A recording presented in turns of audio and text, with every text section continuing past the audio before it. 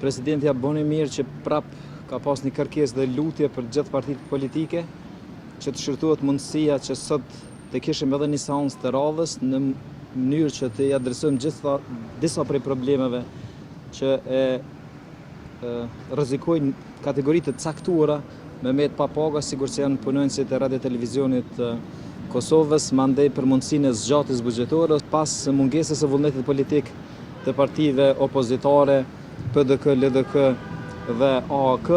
Presidenti nuk kishte zgjidhje tjetër përveç se të firmosë shpërbërjen e Kuvendit të Republikës Kosovës, e që dihet që me automatizëm tashmë